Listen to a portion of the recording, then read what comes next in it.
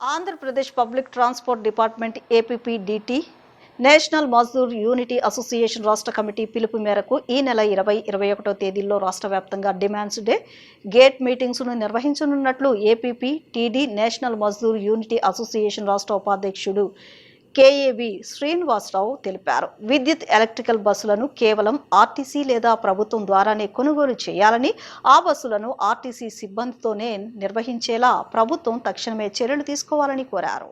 Andhra Pradesh public transport department APPTD national Mazdoor unity association రాష్ట్ర committee పిలుపు మేరకు తమ సమస్యల పరిష్కారం కోసం ఈ నెల 20-21 తేదీల్లో నిర్వహించనున్న నిరసన కార్యక్రమానికి సంబంధించిన వివరాలు వెల్లడించేందుకు విజయవాడ పాత బస్టాండ్ వద్ద విలేకరుల సమావేశాన్ని నిర్వహించారు.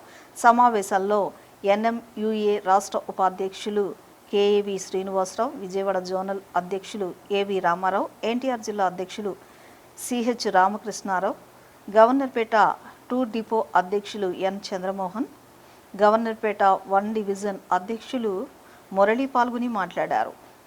విద్యుత్ ఎలక్ట్రికల్ బస్సులను కేవలం ఆర్టీసీ లేదా ప్రభుత్వం ద్వారానే కొనుగోలు చేయాలని, ఆ బస్సులను ఆర్టీసీ సిబ్బందితోనే నిర్వహించేలా ప్రభుత్వం తక్షణమే చర్యలు తీసుకోవాలని కోరారు. స్త్రీ శక్తి బస్సుల్లో ప్రస్తుతం అమల్లో ఉన్న 0 టికెట్ ఇచ్చే విధానాన్ని నిలుపుదల చేయాలని, మిగతా ప్రయాణికులకు మాత్రమే టికెట్స్ ఇచ్చే విధంగా మార్పులు చేసి కండక్టర్లపై ఉన్న విపరీతమైన పని భారాన్ని తగ్గించాలని కోరారు. తక్షణమే పీఆర్సీ కమిటీని నియమించి ఐఆర్ను వెంటనే ప్రకటించాలన్నారు. దీర్ఘకాలికంగా పెండింగ్లో ఉన్న 4DAను ఐఆర్స్ లీవ్ ఎన్కాప్మెంట్ వెంటనే విడుదల చేయాలన్నారు. ప్రయాణికుల రద్దీకి సరిపడా కొత్త బస్సులను వెంటనే కొనుగోలు చేయాలని, అలాగే సంస్థల్లో అన్ని కేటగిరీల్లోనూ ఖాళీగా ఉన్న పోస్టులను త్వరగా భర్తీ చేయాలన్నారు. ఉద్యోగ విరమణ చేసిన, విధి నిర్వహణలో చనిపోయిన సిబ్బంది కుటుంబాలకు అందవలసిన సెటిల్మెంట్లను ఎలాంటి ఆలస్యం లేకుండా వెంటనే పూర్తి చేయాలని కోరారు. ఈ ఆర్టీసీని ఈరోజు మామూలుగా ఆర్టీసీ బస్సులు రాలా. విజయవాడలో కానీ, విశాఖపట్నంలో కానీ, శ్రీకాకుళంలో కానీ, విజయనగరంలో కానీ ప్రైవేట్ బస్సులు తిరుగుతున్నప్పుడు విపరీతమైన యాక్సిడెంట్లు జరుగుతుంటే అక్కడ ప్రజలందరూ తిరుగుబాటు చేసి, ప్రభుత్వాల మీద తిరుగుబాటు చేసి ప్రైవేట్ బస్సుల వల్ల ప్రజల ప్రాణాలు పోతున్నాయి, మాకు ఆర్టీసీ బస్సులు కావాలంటే అప్పుడున్నటువంటి ముఖ్యమంత్రి ఎన్టీ రామారావు కానివ్వండి, తర్వాత ఈయన కానివ్వండి, ప్రైవేట్ బస్సులను తీసేసి జాతీయం చేసి ఆర్టీసీ బస్సులను ప్రైవేట్ పెట్టినటువంటి పరిస్థితి ఈరోజు ఏపీఎస్ఆర్టీసీలో ఉంది. ఇప్పటికైనా మళ్ళీ ప్రైవేట్ బస్సుల సంఖ్య పెరిగితే యాక్సిడెంట్ల సంఖ్య పెరుగుతుంది. విదేశీ మార్గదర్శకాల పరిస్థితి ఏమైతే ఉందో అది పెరిగే పరిస్థితి ఉంది.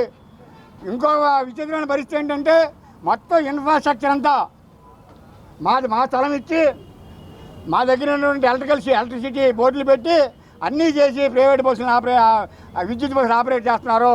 అన్నీ ఇన్ఫ్రాస్ట్రక్చర్ అంతా బాగా ఉన్నప్పుడు మేము చెప్పడానికి వచ్చిన ఇబ్బంది ఏముందనేది ఏపీఎస్ఆర్టీసీ నేషనల్ మజ్దూరునిగా ప్రభుత్వానికి విజ్ఞప్తి చేస్తున్నాం. కాబట్టి ఇప్పటికైనా మీరు ఏదైతే ఈ మధ్యకాలంలో ప్రవేశపెట్టిన బస్సులు ఉన్నాయో వాటిల్ని ఏపీఎస్ఆర్టీసీ ద్వారా తిప్పి ఏర్పాటు చేయాలని, అలాగే దాదాపు ప్రభుత్వంలో విలీనమైన నాటికి 52,000 మంది ఆర్టీసీ ఉద్యోగస్తులు ఉంటే ఈరోజు 43,000, 44,000కి ఆర్టీసీ ఉద్యోగుల సంఖ్య పడిపోయింది. కాబట్టి తప్పనిసరిగా రిక్రూట్మెంట్ చేయాల్సిన అవసరం ఉంది. ఏపీఎస్ఆర్టీసీలో రిక్రూట్మెంట్ చేస్తే డ్రైవర్ అనేది దాదాపు 7th క్లాస్ పాస్ అవ్వకపోయినా కండక్టర్ 10th క్లాస్ వరకే, ఏదైతే గ్యారేజ్ స్టాఫ్ ఉన్నారో వాళ్ళకి ఎటువంటి చదువు లేకపోయినా టెక్నికల్ ఇది ఉంటే నాలెడ్జ్ ఉంటే ఇచ్చే ఉద్యోగస్తులు ఏవైతే ఉన్నాయో, మీరు సంవత్సరానికి 5 లక్షల ఉద్యోగాలు ఏవైతే చెప్పారో ఎన్డీఏ ప్రభుత్వం వచ్చిన తర్వాత దాన్ని ఫుల్ఫిల్ చేయడానికి దీన్ని కూడా ఏపీఎస్ఆర్టీసీ కూడా గ్రామీణ ప్రాంతాల్లో ఉన్నటువంటి నిరుద్యోగులైన యువకులకి అవకాశం కల్పించే పరిస్థితి ఉంది. కాబట్టి దీన్ని ఆర్టీసీ ద్వారా మాత్రమే మనం చేయాలని, అలాగే ఈ రోజుకి వచ్చి దాదాపు 4 DAలు 5 ఏళ్ళు పెండింగ్లో ఉన్నాయి. పీఆర్సీ కమిటీ వేయలేదు, ఐఆర్ ప్రకటించలేదు. దీనివల్ల ఈ మధ్యకాలంలో పెరిగినటువంటి అధిక వ్యయాల వల్ల ఉద్యోగస్తులు జీతాలు చాలక ఇబ్బందులు పడుతున్న పరిస్థితి ఏదైతే ఉందో దాన్ని ఇచ్చేయాలి. ఆ మధ్యకాలంలో గౌరవ ముఖ్యమంత్రి గారు పోలీసు వారికి లీవ్ ఎన్కేస్మెంట్ ఇచ్చారు. ఎందుకంటే పోలీసు వాళ్ళు ప్రత్యేక పరిస్థితుల్లో ఉద్యోగాలు చేస్తారు కాబట్టి నిజంగా హర్షణీయం. ఏదైతే ప్రైవేటైజేషన్ అని చెప్పేసి ఈ రోజున సంవత్సరానికి ఒక 750,000 బస్సులు కొంటే 4 సంవత్సరాల్లో 4,000 లేదా 5 సంవత్సరాల్లో 5,000 బస్సులు వస్తే ప్రైవేటైజేషన్ అయిపోయినట్టే అని భావిస్తూ ఉన్నాం. ఏదైతే నేను చెప్తా ఉన్నాం, ఎస్సీ ఎస్టీలకి రిజర్వేషన్లు అమలు పరిచి మరి ఏదైతే బడుగు బలహీన వర్గాలను ఆదుకునే ఈ రోజున ఉద్యోగాలు ఇప్పించవలసిన ఏదైతే ఉద్యోగాలు కల్పించవలసిన ఈ కూటమి ప్రభుత్వం ఈ రోజు ప్రైవేటైజేషన్ దిశగా తీసుకెళ్తే ఇప్పటికే ఖాళీలో ఉన్న అనేక వేల పోస్టులని భర్తీ చేయడమే కాకుండా ఇప్పుడు రాబోయే ఎలక్ట్రికల్ బస్సులు కూడా ఆర్టీసీతో నడిపించి దాంట్లో కూడా బడుగు బలహీన వర్గాలకి పేద విద్యార్థులకి ఈ రోజున ఉద్యోగ అవకాశాలు కూడా కల్పించడానికి ఒక సదవకాశంగా మీరు తీసుకుని ఈ బస్సులను ఆర్టీసీ వారితో మరి ఏదైతే నడిపించాలని చెప్పేసి మేము మీ ద్వారా కూటమి ప్రభుత్వం అభ్యర్థిస్తూ ఉన్నాం. మరి ముఖ్యంగా ఏదైతే ప్రైవేటైజేషన్ అని ఎందుకంటున్నామంటే గతంలో కూడా నేషనలైజ్ చేయడానికి కారణాలు ఏంటంటే ఎక్కడైతే ట్రాన్స్పోర్ట్ ఉందో ప్రజా రవాణా ప్రజలతో మమేకమై ఉండే ట్రాన్స్పోర్ట్ కాబట్టి ఎటువంటి ప్రమాదాలు లేకుండా వాళ్ళ గమ్యస్థానాలను సేఫ్ సైడ్గా తీసుకెళ్ళడానికి ఆ రోజున జాతీయం చేసిన ఈ ఏదైతే ఆర్టీసీ ఉందో ఆ ఆర్టీసీ మళ్ళీ ఈ కూటమి ప్రభుత్వం ద్వారా ప్రైవేట్ వైపు వెళ్లకుండా అడుగు లేకుండా మీ ద్వారా అభ్యర్థిస్తూ ఉన్నాం. రాష్ట్రంలో పెరిగిన పెట్రోల్ డీజిల్ ధరలపై వైసీపీ శ్రేణులు గుంటూరులో నిరసన చేపట్టాయి. ధరల పెంపుతో సామాన్య ప్రజలు తీవ్ర ఇబ్బందులు ఎదుర్కొంటున్నారని ఆరోపిస్తూ కలెక్టర్కు వినతి పత్రాన్ని అందజేశారు. ఈ సందర్భంగా వైసీపీ నేతలు నూరి ఫాతిమా, మాజీ మంత్రి అంబటి రాంబాబు కూటమి ప్రభుత్వంపై తీవ్రంగా విమర్శలు గుప్పించారు. అభివృద్ధి పేరుతో ప్రజలపై భారం మోపుతున్నారని మండిపడ్డారు. గుంటూరులో వైసీపీ నాయకులు, కార్యకర్తలు పెరిగిన ఇంధన ధరలకు నిరసనగా ఆందోళన చేపట్టారు. అనంతరం జిల్లా కలెక్టర్కు వినతి పత్రం అందజేసి వెంటనే పెట్రోల్ డీజిల్ ధరలను తగ్గించాలని డిమాండ్ చేశారు. లోకేష్ గారు, మీరందరూ లోకేష్ అనుకుంటున్నారు, ఆయన్ని is not Lokesh, love cash. క్యాష్ని లవ్ చేస్తాడు, అందుకనే మంచి పేరు పెట్టారు. నాకు ఒకసారి చనిపోయాడు హరికృష్ణ గారు చెప్పాడు, వాళ్ళ మేనమామే నాకు బాగా అప్పుడప్పుడు కలుస్తుండేవాడు. మా లోకేష్ చిన్నప్పుడు దాన్ని ఏమంటారు, అన్నప్రసాదం రోజున అన్ని వరుసనే పెడతారు, కత్తి, పెన్ను, క్యాషు, వ్యవసాయ పనిముట్లు ఏది పట్టుకుంటాడండి. మా లోకేష్ మా మేన డైరెక్ట్గా వెళ్ళి క్యాష్ పట్టుకున్నాడండి. అందువల్ల మా Lokesh is loving cash, love cash. Cash ఉంటే ఏ పనైనా చేస్తాడు, మంగరీళ్ళు అయినా ఇంకో చోట అయినా. ఇలాంటి పెట్రోల్ ధరల మీద తగ్గించే కార్యక్రమం మాత్రం చేయడు. అప్పుడు మేము అధికారంలో ఉన్నప్పుడు చూపించాడు, అన్నిటికన్నా రాష్ట్రంలో ఎక్కువగా ఉంది ధర, మేము వస్తే తగ్గించేస్తాం అని. ఇవాళ మాత్రం ఈ లవ్ క్యాష్ గారు వీటి మీద దృష్టి పెట్టుకోకుండా క్యాష్ వచ్చే చోట లవ్ చేస్తున్నాడు. ఇప్పటికైనా ఈ ప్రభుత్వం వాస్తవాలు గమనించి పెట్రోల్ ధరలను తగ్గించి సామాన్యుల మీద పడే భారాన్ని తగ్గించాలి. పెట్రోల్ ధర పెరిగితే, డీజిల్ ధర పెరిగితే అన్నీ పెరుగుతాయి, రవాణా ఛార్జీ అన్నీ పెరుగుతాయి, ప్రతి వస్తువు పెరిగిపోద్ది, ఎఫెక్ట్ అయిపోతుంది, సామాన్యుడు బతకలేని పరిస్థితికి వస్తుంది. తక్షణమే ఈ ప్రభుత్వం దాని మీద చర్య తీసుకోవాలని విజ్ఞప్తి చేస్తున్నాం. శాంతియుతంగా ఇవాళ మెమోరాండాలు ఇచ్చే కార్యక్రమం చేశాం. అలా కాకపోతే దీనికి తగ్గట్టుగా మరొక పెద్ద ఉద్యమాన్ని కూడా నిర్మించి చేస్తామని కూడా ఈ సందర్భంగా నేను చెప్పదలుచుకున్నాను. కాబట్టి తక్షణమే పెట్రోల్ ధరలు తగ్గించేటటువంటి కార్యక్రమాన్ని ఈ లవ్ క్యాష్ గారు తొందరగా చేయాలని ఈ సందర్భంగా నేను మీ ద్వారా వారికి విజ్ఞప్తి చేస్తున్నాను.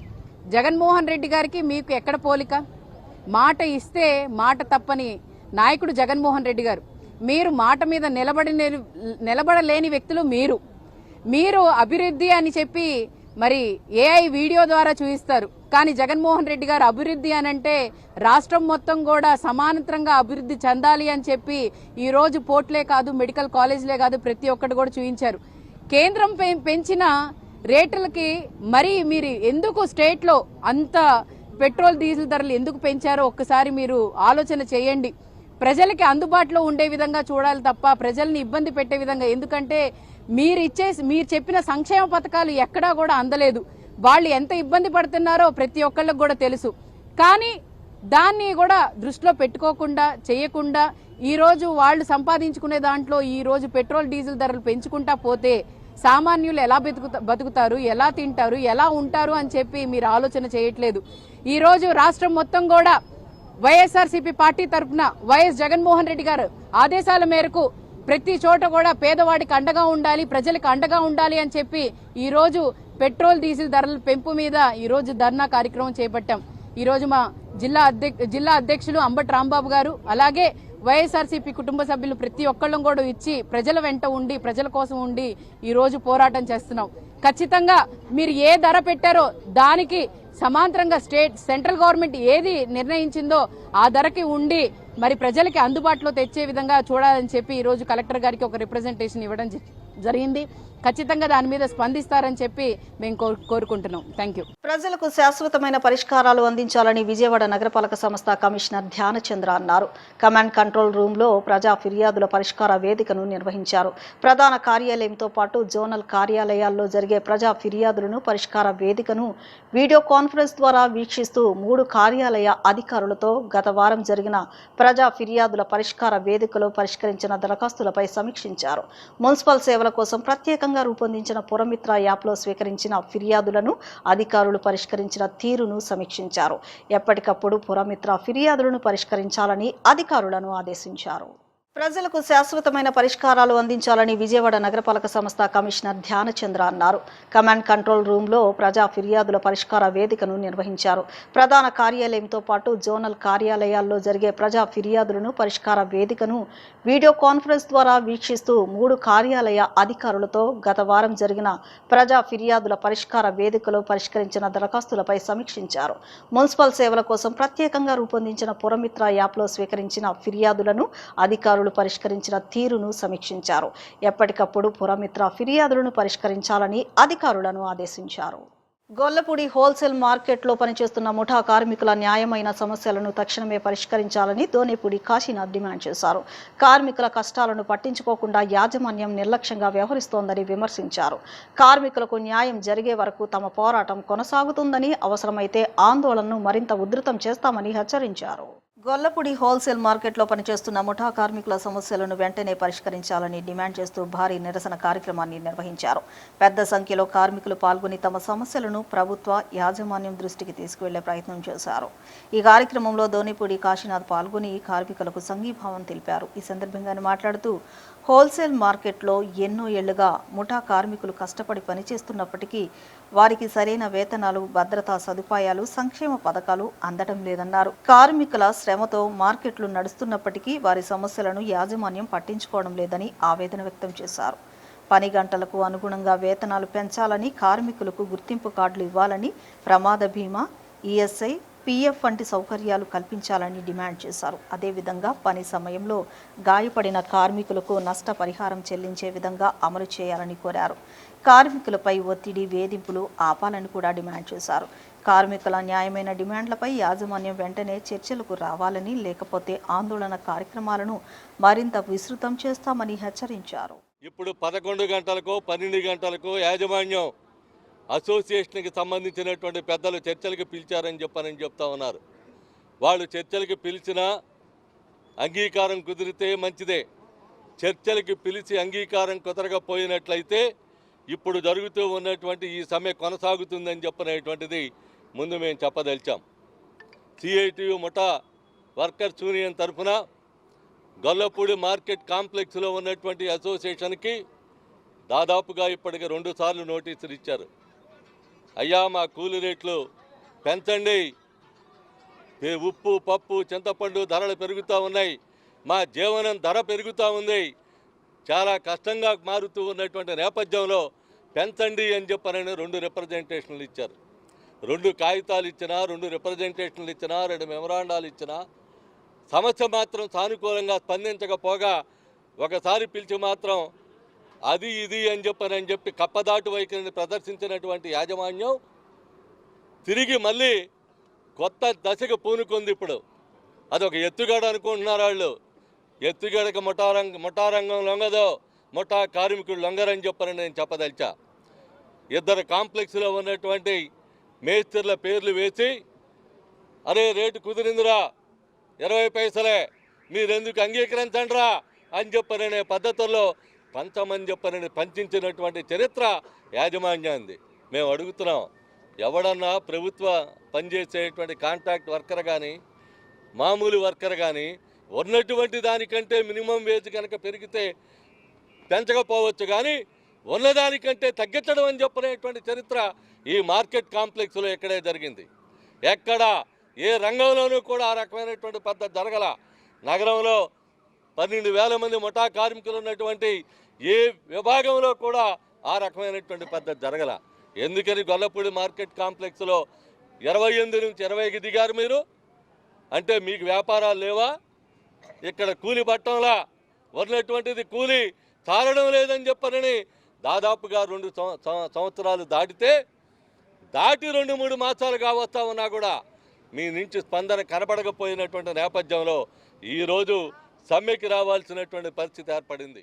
2 దఫాలుగా నోటీస్ ఇవ్వడం జరిగింది. అయ్యా కూల్ రేట్లు పెంచండి, నిత్యావసర వస్తువులు విపరీతంగా పెరుగుతున్నాయి, యుద్ధం పేరుతో పెట్రోల్ పేరుతో విపరీతంగా రోజువారీ వస్తువులు పెరుగుతూ ఉన్నాయి, సరిపోవట్లేదు, ముఠా కార్మికులు ఇబ్బంది పడుతున్నారు, కూల్ రేటు పెంచండి అంటే ఒక కాగితం మేము పెంచేసాం, ఎవరిని పిలవకుండా, యజమానులు పిలవకుండా, ముఠా మేస్త్రులు పిలవకుండా, ముఠా కార్మికులు పిలవకుండా మేమే పెంచేసామని చెప్పి ఇందులో మాలో సిఐటీలు ఉన్న మేస్త్రి పేరుతో ఒక కాగితం సృష్టించారు, దొంగ కాగితం. ఇగో దీనికింత పెరిగిందని. అది కూడా మోసపూర్వకమైన కాగితాన్ని సృష్టించి మేము పెంచేసామంటున్నారు. పిలిచారు, పెంచాముగా అంటారు. ఎవరితో పెంచారు? పెంచాముగా, మేమే పెంచాం అంటే ఇదేమన్నా బ్రిటిషే కాలంలో ఉందా? మీరు ఎంత పెంచితే అంత తీసుకోవడానికి? వస్తువులు పెరిగేదానికి అనుగుణంగా కూల్ రేట్లు పెంచమని మేము కోరుతా ఉన్నాం. ఇప్పటికైనా మించిపోయిందేమీ లేదు. సమ్మె వరకు అనవసరంగా మీరు తీసుకెళ్లారు. మీరు ఒక టైం ఇవ్వండి, ఆ టైం వరకు వెయిట్ చేస్తాం, మేము సమ్మె చేయమంటే ఇంతే, మేము చేసేదేం లేదు, టైం ఇచ్చేదేం లేదని మా పద్ధతిలో మొన్న సాయంత్రం మాట్లాడారు, శనివారం మధ్యాహ్నం. అట్లా కుదరదు, మమ్మల్ని పిలిచి మా మేస్త్రీలు పిలిచి కూల్ రేట్లు ఒప్పందం సరైంది పెంచాలని చెప్పి అడిగాం. లేదు, పోయినసారి 28 పెరిగింది, అంతకుముందు కూల్ రేట్లు ఒప్పందం 28 పెరిగింది, ఈసారి కనీసం 35 పైసలు ఉండాలని చెప్పి కార్మికుల కోరిక. ఎందుకంటే ఈ 2.5 సంవత్సరాల్లో ఈ పేరుతో యుద్ధాలని, పెట్రోల్ అని, లేకపోతే కరెంటు ఛార్జీలు పెరిగి విపరీతం పన్ను రేట్లు పెరిగి చాలా ఇబ్బంది పడుతున్నారు ముఠా కార్మికులు. వాస్తవంగా ఇబ్బంది పడుతున్నారు. వ్యాపారాలు లేవంటారు. వ్యాపారాలు లేకపోతే మాకు పని లేదుగా, పని లేకపోతే ఇక్కడే ఉంటాంగా, వేరే పనికి వెళ్ళంగా. మేము పొద్దున్న 9ంటికి వస్తే రాత్రి 12 వరకు కూడా పిల్లలు వదిలేసి ఎండనక వాననక రాత్రి అనక పగలనక ఇక్కడే మేము పని చేస్తున్నాం, మీ దగ్గరే చేస్తున్నాం. సరుకు వచ్చినా రాకపోయినా మిమ్మల్నే కనిపెట్టుకొని ఉంటున్నాం. కాపాడవలసిన బాధ్యత మీకు ఉందా లేదా? ఇంధన పొదుపు, పర్యావరణ పరిరక్షణపై ప్రజల్లో అవగాహన కల్పించేందుకు విజయవాడలో కృష్ణా మిల్క్ యూనియన్ ఆధ్వర్యంలో ప్రత్యేక సైకిల్ ర్యాలీ నిర్వహించారు.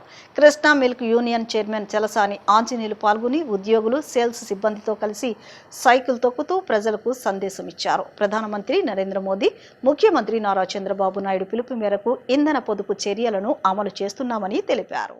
విజయవాడ నగరంలో కృష్ణా మిల్క్ యూనియన్ ఆధ్వర్యంలో నిర్వహించిన సైకిల్ ర్యాలీ ఆకట్టుకుంది. ఇంధన వినియోగాన్ని తగ్గించడం, ఆరోగ్యకరమైన జీవన విధానాన్ని అలవాటు చేసుకోవడమే లక్ష్యంగా ఈ కార్యక్రమాన్ని చేపట్టామని Krishna milk union chairman Chalasani Anjaneyulu తెలిపారు. కృష్ణా మిల్క్ యూనియన్ 1,50,000 రైతు కుటుంబాలతో నడుస్తున్న అతిపెద్ద రైతు సంస్థని పేర్కొన్న ఆయన, భవిష్యత్ తరాల అవసరాలను దృష్టిలో ఉంచుకుని ఇంధన పొదుపు చర్యలు తప్పనిసరి అని అన్నారు.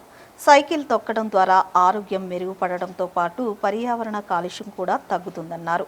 యూనియన్ సేల్స్ టీము సభ్యులు వారానికి ఒకరోజు విజయవాడ నగరంలో సైకిళ్లపైనే విధులు నిర్వహిస్తున్నారని తెలిపారు. అలాగే అధికారులు, ఇతర విభాగాల సిబ్బంది కూడా వారంలో ఒకరోజు సైకిల్ లేదా షేర్ ఆటో ద్వారా కార్యాలయాలకు రావాలని సూచించినట్లు చెప్పారు. ప్రతి ఒక్కరూ ఇంధన పొదుపు కార్యక్రమంలో బాధ్యతగా భాగస్వామ్యం కావాలని పిలుపునిచ్చిన చలసాని ఆంజనేయులు, రైతులు కూడా వారానికి కనీసం ఒకరోజు ఇంధన రహిత ప్రయాణాన్ని అలవాటు చేసుకోవాలని విజ్ఞప్తి చేశారు. అవసరమైనటువంటి సమయంలో భవిష్యత్తు ఆలోచించి చేస్తున్నటువంటి నాయకుల ఆలోచనల మేరకు కృష్ణా మిల్క్ నేను కూడా వారానికి ఒకరోజు మా సేల్స్ టీం అంతా కూడా వారానికి ఒకరోజు విజయవాడ నగరం అంతా కూడా సైకిల్ మీద యాత్ర చేయడం ఈరోజు ప్రారంభించడం జరిగింది. మేము కూడా వారానికి ఒకరోజు గ్రామాల్లో సైకిల్ ద్వారా ప్రయాణం చేయటం, అలాగే మా ఆపరేషన్స్ టీం కూడా వారానికి ఒక రోజు ప్రైవేట్ ట్రాన్స్పోర్ట్ ఏదైనా కానీ ప్రతి ఒక్క వ్యక్తి కూడా కృష్ణా మిల్క్ యూనియన్కి సంబంధించినటువంటి ప్రతి ఒక్క వ్యక్తి అది ప్రొక్యూర్మెంట్లో ఉన్నటువంటి వారానికి ఒకరోజు అనుగుణంగా, అలాగే ఆపరేషన్స్లో ఉన్నాడు వాళ్ళ వారానికి ఒకరోజు అనుగుణంగా, అలాగే సేల్స్ టీమ్ సోమవారం రోజున సైకిల్ ట్రాన్స్పోర్ట్ ద్వారా ప్రయాణం చేయటం, అలాగే మిగతా వాళ్ళు కూడా ప్రైవేట్ ట్రాన్స్పోర్ట్ వారానికి ఒకరోజు ఖచ్చితంగా ప్రభుత్వం ఏదైతే ముఖ్యమంత్రి గారి ఆలోచనల మేరకు ఆ యొక్క పెట్రోల్ ఇంధనం ఆదా చేయాలి, ఇంధన రహిత ప్రయాణం చేయాలి. అదే మేము రైతులకు కూడా ఆ రకంగానే మేము విజ్ఞప్తి చేస్తూ ఉన్నాం. వారానికి ఒకరోజు వారి అవసరాలకి వారి పరిస్థితులకు తగ్గట్టుగా ఖచ్చితంగా ఒక రోజున ఇంధన రహితమైనటువంటి ప్రయాణాన్ని కొనసాగించాలని చెప్పి మేము విజ్ఞప్తి చేస్తున్నాం. ఇది ప్రధానమంత్రి గారు కానీ ముఖ్యమంత్రి గారు కానీ ఆలోచనలు అన్ని రకాలుగా ఉంటాయి. వారికి ఆరోగ్యానికి వాళ్ళ సైకిల్ తొక్కటం కానీ నడిచి వెళ్తాం కానీ దీనివలన ఆరోగ్యంగా ఉంటుంది. ఇవాళ పెట్రోలు డీజిల్ ధరలు భయంకరంగా పెరుగుతున్నటువంటి పరిస్థితుల్లో మనం ఇంపోర్ట్ వ్యయాన్ని ఇవన్నీ కూడా తగ్గించాల్సినటువంటి దేశ కర్తవ్యం. ఇవాళ ప్రతి ఒక్క వ్యక్తికి కూడా దేశం కన్నతల్లి ఎంతదో దేశం కూడా అంత గొప్పది. దేశం యుద్ధ వాతావరణం ఇబ్బందులు ఉన్నటువంటి పరిస్థితిలో మన కర్తవ్యంగా ప్రతి ఒక్క వ్యక్తి కూడా ఈ కార్యక్రమాన్ని వారానికి ఒకరోజు కార్యక్రమాన్ని మనం అమలు చేయవలసిందిగా విజ్ఞప్తి చేస్తూ ఈరోజు ప్రారంభిస్తాం. వ్యాపార రంగంలో అత్యున్నత స్థాయిలో ఉన్న తాము సమాజానికి సేవ చేయాలన్న తలంపుతోనే విద్యా సంస్థలను అభివృద్ధి చేస్తున్నట్లు ఎస్కేపీవీవి హిందూ హై స్కూల్స్ కమిటీ ప్రధాన కార్యదర్శి గోపిశెట్టి మల్లయ్య చెప్పారు. తమ విద్యా సంస్థలో కేజీ నుంచి పీజీ వరకు అత్యున్నత నాణ్యత ప్రమాణాలతో విద్యా బోధన సాగుతుందని అన్నారు. కొత్తపేటలోని ఎస్కేపీవీవి హిందూ హై స్కూల్లో 2026 10వ తరగతి పరీక్షల్లో 500 మార్కులు దాటిన 15 మంది విద్యార్థులను వారి తల్లిదండ్రులను హిందూ హై స్కూల్స్ కమిటీ పురస్కార సత్కార కార్యక్రమాన్ని హిందూ హై స్కూల్లో నిర్వహించారు. ఈ కార్యక్రమానికి ముఖ్య అతిథిగా విచ్చేసిన గోపిశెట్టి మల్లయ్య మాట్లాడుతూ వృత్తినే దైవంగా భావించే ఉపాధ్యాయ సిబ్బంది ఉన్నంత వరకు SKPVV Hindu high school committee దేదీప్యమానంగా వెలుగొందుతుందన్నారు. Hindu high school committee vice president Annam Ramakrishna Rao, కోశాధికారి డాక్టర్ గోళ్ల బాబా విజయ్ కుమార్, పాఠశాల సెక్రటరీ కేఎల్బి మోహన్ రావు మాట్లాడుతూ తమ విద్యా సంస్థలో కేజీ నుంచి పీజీ వరకు అత్యుత్తమ నాణ్యత ప్రమాణాలతో విద్యాబోధన సాగిస్తున్నట్లు చెప్పారు. అనంతరం విద్యార్థులను వారి తల్లిదండ్రులను ఘనంగా సత్కరించారు. ఇటీవల ఉయ్యూరులో జరిగిన సిఏటీసీ ఎన్సీసీ క్యాంపులో best NCC officer, drill, range, firing, అత్యుత్తమ డాన్స్ ప్రదర్శనలో బహుమతులు సాధించిన విజేతలకు బహుమతులను అందజేశారు. ఈ కార్యక్రమంలో కేబిఎన్ కళాశాల secretary and correspondent doctor Tunikutla Srinivas, Hindu high schools committee administrative అధికారి డాక్టర్ వి నారాయణరావు, పాఠశాల ప్రధానోపాధ్యాయులు కంచర్ల శ్రీనివాసరావు, ఉపాధ్యాయులు ప్రతినిధి బి బ్రహ్మేశ్వరరావు, సీనియర్ ఉపాధ్యాయులు కొంచెం Srinivas, doctor S Venkateswararao, J Anand Kumar, Rajasekhar, Jitendra, Arunakumari, Krishna తదితరులు పాల్గొన్నారు. మా విద్యా సంస్థల ద్వారా ప్రతిభ కలిగిన విద్యార్థులకి అభినందించడానికి వచ్చే సమయం వచ్చినందుకు ఆనందపడుతున్నాము. ఇది మా విద్యార్థులకి ఇచ్చేటువంటి సత్కారం కాదు, వాళ్ళకి ప్రతిభకి ఇచ్చేటువంటి సత్కారము. కాబట్టి సమాజం అందరూ దీన్ని గుర్తించవలసి కోరుతున్నాము. సమాజం అందరూ కూడా ఈ వ్యవస్థని ఎంకరేజ్ చేయవలసిగా కోరుతున్నాము. Thank you. SKPV Hindu high school Kothapeta 120 సంవత్సరాల చరిత్రలో ఈ విధానం అనేది మొట్టమొదటిసారిగా చేయడం బిగిన్ చేశాము. ఈ ఘనత అంతా కూడా మా కమిటీది. కాబట్టి ఈ ప్రతిభ విద్యార్థులకి ఉపాధ్యాయులకి ఇద్దరికి పురస్కరించుకొని చేస్తున్నాము. ఇది మనకు 100% నెక్స్ట్ ఇయర్ ఈ టర్మ్ వస్తుందని చెప్పి మా ఉపాధ్యాయులందరూ కూడా చాలా కష్టపడి ఈ సంవత్సరం 85% గవర్నమెంట్ స్కూల్లో రావడం అనేది చాలా గొప్ప విషయం. అందువల్ల ఈ 15 మందే కాదు, నెక్స్ట్ ఇయర్ 40 మందితోటి మేము ఆ విధంగా తీర్చిదిద్దుతామని చెప్పి ఉపాధ్యాయులు మాతో మాట్లాడి ఉన్నారు. హిందూ హై స్కూల్ కమిటీ అనేది స్థాపించి దాదాపు 120 సంవత్సరాలు అయిందండి. మేమందరం వ్యాపారస్తులము అయినప్పుడు కూడా సమాజ సేవ కోసం 3 తరాల నుంచి సేవ చేస్తూ లాభాపేక్షం లేకుండా అనేక కార్యక్రమాలు నిర్వహిస్తూ విద్యార్థులకే కాకుండా ఇతర పబ్లిక్ కూడా ఉపయోగపడేలాగా రకరకాల యాక్టివిటీస్ని వేసవి సెలవుల్లో కూడా ఎంబ్రాయిడరీ కానివ్వండి ఇలాంటివన్నీ నేర్పిస్తాం. ప్రతిరోజు స్కూటర్ నేర్పించడం పిల్లలకి, ఆడవాళ్ళకండి మగవాళ్ళకండి, పిల్లలకి పెద్దలకి అందరూ కూడా పబ్లిక్ కూడా నేర్పించడం, వాళ్ళకి ఎల్లలారి తెప్పించడం కూడా జరుగుతూ ఉంది.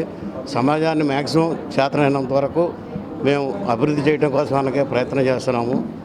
కాబట్టి ఇది సద్వినియోగం చేసుకొని మా యొక్క సేవా కార్యక్రమాలని మీరు సద్వినియోగం చేసుకోగలరని కోరుకుంటున్నాం. ఎస్కేపీవీ హిందూ హై స్కూల్ కమిటీ మరి ఇక్కడ ఎంతోమంది మహానుభావులు చదివి దేశ విదేశాల్లో కూడా పేరు ప్రఖ్యాతులు గడించినటువంటి విద్యా సంస్థ ఎస్కేపీవీ హిందూ హై స్కూల్ అనేది. మరి కేఎల్ రావు గారు లాంటి ఒక గొప్ప ఇంజనీర్ని దేశానికి అందించి మరి దేశానికి ఒక ఆదర్శవంతమైనటువంటి ఇంజనీర్గా కేంద్ర మంత్రిగా పనిచేసినటువంటి కేఎల్ రావు గారు మరి ఎస్కేపీవి హిందూ హై స్కూల్లోనే చదువుకుని ఆ స్థాయికి వెళ్ళారు అనేది చెప్పడానికి మాకు చాలా గర్వంగా ఉంది. అదే పరంపర కొనసాగిస్తూ గత 120 సంవత్సరాల నుంచి కూడా మరి విజయవాడ నగరంలో మరి పేద బడుగు మధ్యతరగతి ప్రజలందరికీ కూడా ₹1 ఫీజు తీసుకోకుండా మరి ఉచితంగా విద్యనిస్తూ మధ్యాహ్న భోజనం ఏర్పాటు చేస్తూ వాళ్ళకి కావాల్సిన బుక్స్ కానీ అలాగే వస్త్రాలు కానీ బట్టలు కానీ యూనిఫామ్ కానీ ఇవన్నీ కూడా ఇస్తూ పిల్లలందరికీ కూడా ఏది కావాలంటే అది ఆ సదుపాయాలన్నీ కూడా ఉచితంగా SKPV Hindu high school committee Shri Gopisetti Mallayya గారి నాయకత్వంలో మరి గత 120 సంవత్సరాలుగా కూడా పేద మధ్యతరగతి విద్యార్థులకి కల్పతరువుగా ఉంటూ మరి ఎంతో లక్షలాది రూపాయలు ఖర్చు పెట్టి మనకి ఈ రోజున చూస్తున్నాం టెక్నో స్కూల్స్ అనేవి వస్తున్నటువంటి ఈ కాలంలో కూడా మరి ఉచితంగా ఇచ్చేటువంటి చదువును అందిస్తున్నటువంటి ఎస్కేపీవి హిందూ హై స్కూల్ కమిటీలో దాదాపుగా 15 మంది విద్యార్థులు మొన్న జరిగినటువంటి 10th క్లాస్ పరీక్షా ఫలితాల్లో అద్వితీయమైనటువంటి ప్రతిభ కనపరిచారు. అందులో 500 పైగా దాదాపుగా 15 మంది విద్యార్థులు రావటం మరి స్కూల్లో హైయెస్ట్ మార్క్ అనేది 570 రావటం అనేది మరి ఇలాంటి పిల్లలందరినీ కూడా చక్కగా తీర్చిదిద్దుతూ ఎంతో అనుభవంతో ఇక్కడ ఉన్నటువంటి హెడ్ మాస్టర్ శ్రీనివాసరావు గారు కానీ వాళ్ళకి 10th క్లాస్కి వెళ్ళేటువంటి టీచర్లు కూడా ప్రతి ఒక్కళ్ళు కూడా 25 నుంచి 35 సంవత్సరాల మధ్యలో అనుభవం ఉన్నటువంటి సీనియర్ అధ్యాపకులు ఇక్కడ ఉండటం వలన అది సాధ్యమైంది. కనుక ఈ అవకాశాన్ని అందరూ కూడా భవిష్యత్తులో ఉపయోగించుకోవాలని అందరికీ కూడా తెలియజేస్తూ మరి రాణించినటువంటి విద్యార్థులకు హృదయపూర్వకంగా అభినందనలు. దాన్ని ప్రోత్సహించినటువంటి టీచర్స్కి పేరెంట్స్కి కూడా హృదయపూర్వకంగా ధన్యవాదాలు తెలియజేస్తాను. మాజీ ఎమ్మెల్సీ బుద్ధా వెంకన్న అల్లుడు కాడ్రేగుల రవిపై వచ్చిన ఆరోపణలను ఆయన తరపు న్యాయవాదులు ఖండించారు. విజయవాడ 1 టౌన్ పోలీస్ స్టేషన్లో ఫిర్యాదు చేసిన అనంతరం మీడియాతో మాట్లాడిన అడ్వకేట్లు డబ్బులు ఇవ్వాల్సి ఉండడంతోనే చెక్కులు ఇచ్చారని, అదే కారణంగా కోర్టులో కేసు నడుస్తోందన్నారు. సంవత్సరం నుంచి కోర్టులో ఉన్న అంశాన్ని ఇప్పుడు మళ్లీ పోలీస్ కేసుగా తీసుకురావడం వెనుక రాజకీయ కుట్ర ఉందని ఆరోపించారు. రవి బెదిరించాడన్న ఆరోపణలకు ఆధారాలు ఉంటే చూపించాలని సవాల్ చేశారు. తమపై తప్పుడు ఆరోపణలు చేస్తున్నారని, దీనిపై సుమన్, రేణుకలపై కూడా కేసు నమోదు చేసినట్లు వెల్లడించారు. చట్టపరంగా ముందుకు వెళతామని స్పష్టం చేశారు. కాండ్రేగుల రవీంద్ర అనే అతని పేరు మీద మరి ఈ సుమన్, గడ్డం సుమన్ అనే మరి అదేవిధంగా వాళ్ళ వారి సతీమణి కూడా కేసు పెట్టడం జరుగుతుంది. మరి ఎందుకంటే ప్రెస్ మీట్లో కూడా ఆయన చాలా పక్కగా ఉంటాడు, ఓ పద్ధతిగా ఉంటాడు రవి అనే అతను. మరి ఆయన మీద కేసు పెట్టడం ఏంటో, మరి ఇంకా ఒక రకంగా ఏమన్నా వాళ్ళకి ఫోన్లు చేసినా కానీ బెదిరించినవి కానీ ఏమైనా ఉంటే ప్రూఫ్స్ చూపించాల్సిందిగా కోరుతూ ఉన్నాం. మరి ఎందుకంటే ఇవన్నీ ఒక రాజకీయ ఎత్తుగడలో జరుగుతున్నట్టు కనపడతా ఉంది. మరి ఒక ఆలోచన చేయాల్సిన అవసరం ఉంది. ఎందుకంటే ఇప్పుడు అతనికి డబ్బులు ఇవ్వాల్సింది కోర్టులో వేసి సంవత్సరం అవుతుందంట. మరి ఇప్పుడు ఇవన్నీ మరి ఇవ్వాల్సిన మాట తీసుకున్నప్పుడు ఇవ్వాల్సిన మాట వాస్తవమే, కానీ ఏదైనా ఉంటే అతను బతులు ఆడుకోవాలి తప్ప ఇతను కూడా ఆర్థికంగా చాలా ఇబ్బంది పడుతున్నాడు. మా డివిజన్లోనే ఉంటాడు, 52వ డివిజన్లో. మరి అతని బాధ అతనికే ఉంది. అలాంటప్పుడు అతను వచ్చి మరి ఇవ్వలేని పరిస్థితి ఉంది, ఈ 10 రూపాయలు ఇస్తాం, 5 రూపాయలు ఇస్తాం అంటే ఏదో సెటిల్ చేసుకోవాలి. కానీ ఇట్లాగా మరీ ఎదురు కేసులు పెట్టి మరి వాళ్ళని ఇబ్బంది పెట్టి మళ్ళీ ఇందులో లేని వాళ్ళని కూడా తీసుకొచ్చి మరి వారి మీద మరి ఈ రకంగా చెప్పడం అనేది కూడా కరెక్ట్ కాదు. ఒకసారి ఆలోచన చేసుకోవాల్సిన అవసరం కూడా ఉందని ఈ సందర్భం కూడా తెలియజేస్తాను. నేను గడ్డం సుమన్ అనే వ్యక్తికి డబ్బులు ఇచ్చాను 10 లక్షలు. అది కోర్టులో చెక్ బౌన్స్ కేసు వేసా, 3 వాయిదాలు అయ్యింది. ఎండింగ్ వచ్చినప్పుడు నాకు డబ్బులు ఎక్కడం కోసం రవి గారి పేరు ఎత్తున్నారు. రవికి దీనికి ఎటువంటి సంబంధం లేదు, డబ్బులు నాయి, ఇలా తప్పుడు ప్రచారం చేస్తున్నాడు. గడ్డం సుమను, రేణుకాదేవి ఇంట్లో బాగా ఇబ్బంది అని చెప్పి వచ్చాడు మా దగ్గరికి. అడగగా నేను డబ్బులు ఇచ్చాను. చూటి చెక్కులు పెట్టుకొని ప్రామిస్ నోటి చెక్కులు తీసుకొని ఇచ్చాను. ఇస్తాను అంటే మీకు కోర్టులో వేసాను. ఇప్పుడు ఏమో ఏం చేసుకుంటే చేసుకో అని చెప్పి ఇలాగ రవి పేరు పెడుతున్నారు. రవికి దీనికి ఎటువంటి సంబంధం లేదు. అసలు బ్లాక్మెయిల్ ప్రూఫ్ చూపించమనండి, ఎక్కడైనా ఉంటాయి బ్లాక్మెయిల్ చేసినట్టు అవన్నీ. అసలు నేను వెళ్ళినట్టు ఉంటుంది కదా, సీసీ కెమెరా అన్ని రోడ్ల మీద ఉంటాయి కదా, చూసుకోమనండి. నేను అటు వెళ్ళినట్టుగానే ఏమైనా కనిపిస్తే. నేను విజయవాడలో అడ్వకేట్గా ప్రాక్టీస్ చేస్తున్నా. బొబ్బుల్ మోహన్ అనే వ్యక్తి మా దగ్గరికి వచ్చి ఇలాగ గడ్డం రేణుకాదేవి నాకు 10 లక్షల రూపాయలు డబ్బులు ఇవ్వాలండి, ఇలాగ ఇవ్వట్లేదు, మరి నువ్వు ఏం తీసుకున్నావా ఆయన దగ్గర అంటే 10 లక్షల రూపాయలు నాకు ప్రామిస్ నోట్ రాసిచ్చిందండి. ప్రామిస్ నోట్ రాసిచ్చిన తర్వాత డబ్బులు ఇవ్వకపోయేసరికి నేను ఏమన్నా డబ్బులు ఇవ్వట్లేదు అడిగితే చెక్ ఇచ్చి ఆ చెక్ కోర్టులో బ్యాంకులో జమ చేయమని చెప్పింది. చెప్తే బ్యాంకులో జంప్ చేస్తే నాకు అది చెక్ బౌన్సే వచ్చిందండి అని చెప్పి నా దగ్గరికి వచ్చారండి. వచ్చిన తర్వాత నేను as a procedure of law నేను లీగల్ నోటీస్ పంపించాను. లీగల్ నోటీస్ తీసుకున్నారు. దాంట్లో నేను కోర్టులో ఫైల్ చేయడం జరిగింది. కోర్టులో సీసీ నెంబర్ 8157/2025గా కోర్టులో కేసు నమోదు అయింది. దాంట్లో వాళ్ళు కోర్టు విచారణ అడగగా వాళ్ళు నేను తీసుకోలేదని చెప్పి అన్నారు. షూటీస్ కోర్టులో కూడా ఇద్దరు షూటీస్ పెట్టారు. ఆ షూటీస్ పెట్టడం జరిగింది. కోర్టులో నేను చెప్పారు. చెప్పిన తర్వాత ఈరోజు కోర్టులో పెండింగ్లో ఉండగా వచ్చి పోలీస్ స్టేషన్లోని ఇతని భయభ్రాంతులకు గురి చేసి తరుణ్ అనే వ్యక్తి ప్లస్ మన గడ్డికోట సుమన్ రేణుకాదేవి గారి భర్త వచ్చి ఇతన్ని బెదిరింపు గురి చేసి నువ్వు కేసు ఇచ్చిరా చెప్తే నీ సంగతి చూస్తాను నేను ఎంత చూస్తానని చెప్పి బెదిరించి తీసుకొచ్చి ఇక్కడ రకరకాలైన పలు ఆరోపణలతోటి ఎటువంటి ప్రమేయం లేకుండా ఎటువంటి సంబంధం లేని చర్యలు తీసుకొచ్చి ఒక లేడీ మీద తప్పుడు ప్రచారంగా తీసుకొచ్చి అబద్ధ కేసు ఇక్కడ పోలీస్ స్టేషన్ పెట్టడం జరిగింది. దానిపై మేము కూడా కౌంటర్ కంప్లైంట్గా మేము మాకు రావాల్సిన డబ్బుల గురించి, అదేవిధంగా సోనియా గోరింటలో ఉన్నటువంటి కొటారి తరుణ్, అదేవిధంగా గండికోట సుమన్ గారిపై రేణుకాదేవి గారిపై కూడా చట్టపరమైన చర్యలు తీసుకోండి. కోర్టులో ఒక కేసు నడుస్తూ ఉండగా మీరేమంటే కోర్టులో ప్రూవ్ చేసుకొని కోర్టులో మీరు నిర్దోషిగా బయటపడండి. అంతేగాని ఇటువంటి ఫాల్స్ కేసులు పెట్టి కోర్టు వాతావరణాన్ని అదేవిధంగా న్యాయాన్ని తప్పుదోవ పట్టిందని చెప్పి మేము సిఐ గారి దృష్టిలో పెట్టడం జరిగింది. మా కంప్లైంట్ కూడా వారు తీసుకొని దీనిపై విచారణ చేసి నెక్స్ట్ చర్య ఏం చేస్తామని చెప్తాను. కర్రి కిరణ్ కుమార్ అనే వ్యక్తి గడ్డం రేణుకాదేవి మీద కేసు ఫైల్ చేయడం జరిగింది. ఎన్ఐ యాక్ట్ అది లాస్ట్ ఇయర్ 2025 ఫైల్ చేస్తాము. యాక్చువల్గా ఇప్పుడు అది చీఫ్ జ్యుడిషియల్ మేజిస్ట్రేట్ కోర్టు నుంచి థర్డ్ అడిషనల్ సీనియర్ సివిల్ జడ్జికి మారింది. కేసు నెంబర్ సీసీ నెంబర్ 545/2026గా నమోదైంది. ప్రస్తుతం వాళ్ళు కోర్టుకి అటెండ్ అవ్వట్లేదు. వాళ్ళు నోటీసులు వెళ్ళినా కానీ రిటర్న్ చేస్తున్నారు. కానీ అతని మీద కూడా కంప్లైంట్ పెట్టారని చెప్పి తెలిసింది. కోర్టులో కేసు ఉండగా వాళ్ళు ఎలాగే కేసు పెడతారు, ఎదురు కేసు ఇవన్నీ కావాలని వాళ్ళు ఫాల్స్ కేసు కింద పెడుతున్నారు. కాబట్టి దీని మీద యాక్షన్ తీసుకోమని చెప్పి సిపి గారికి కానీ సిఐ గారికి కానీ మేము విన్నవించుకుంటాం. వార్తలు ముగించే ముందు ముఖ్యాంశాలు మరొకసారి.